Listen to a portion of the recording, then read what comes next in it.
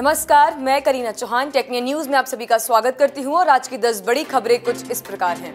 संसद के शीतकालीन सत्र के दौरान पारित किए गए तीनों आपराधिक कानूनों को लागू करने के लिए देश भर में सभी अदालतों को पूर्ण रूप से कंप्यूटराइज किया जाएगा।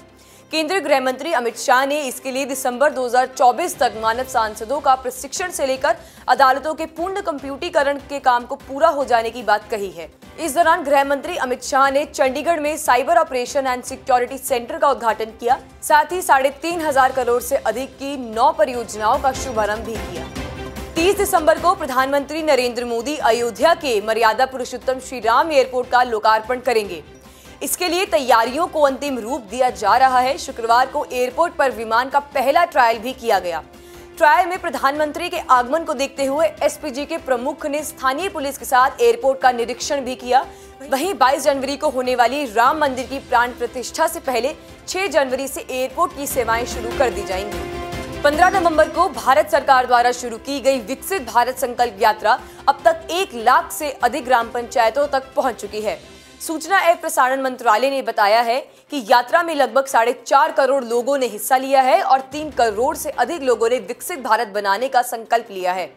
मंत्रालय ने कहा है कि विकसित भारत यात्रा द्वारा जागरूकता अभियान के जरिए केंद्र सरकार किसानों को तकनीकी और आर्थिक रूप से सशक्त बनाने पर विशेष जोर दे रही है।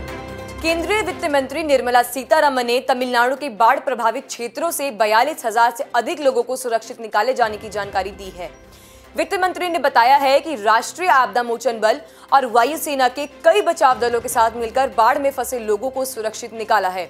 साथ ही श्री वेकुडम रेलवे स्टेशन में फंसे 800 यात्रियों को भी सुरक्षित निकाल लिया गया है। रेलवे ने इन यात्रियों के लिए विशेष रेलगाड़ियों और बसों का प्रबंध किया है। केंद्रीय जनजातीय मामले के मंत्री अर्जुन मुंडा ने बताया है कि जनजातीय विद्यार्थियों के विकास के लिए देश भर में 740 एकलव्य आदर्श आवासीय विद्यालय खोले जाएंगे।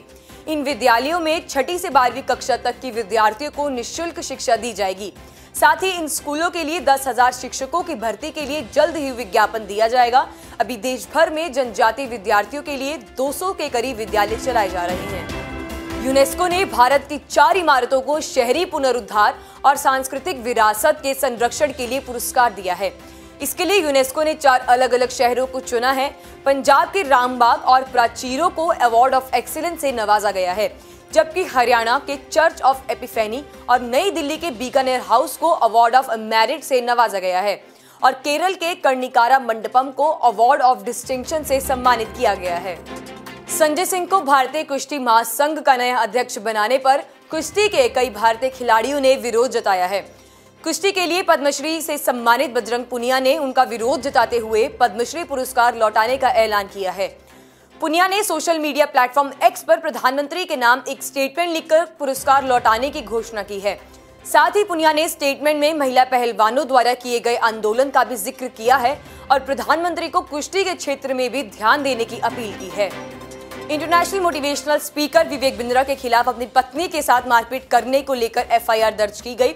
इसी महीने की 6 तारीख को विवेक बिंद्रा की शादी हुई थी और 14 दिसंबर को अपनी पत्नी यानिका के साथ मारपीट कर दी। यानिका के भाई वैभव ने बताया है कि यानिका ने विवेक बिंद्रा और उसकी मां के बीच हो रही बहस को शांत कराने की कोशिश की तो विवेक ने यानिका की पिटाई कर दी। यानिका को काफी चोट आई है और दिल्ली के करकरडूमा के एक अस्पताल में उनका इलाज चल रहा है।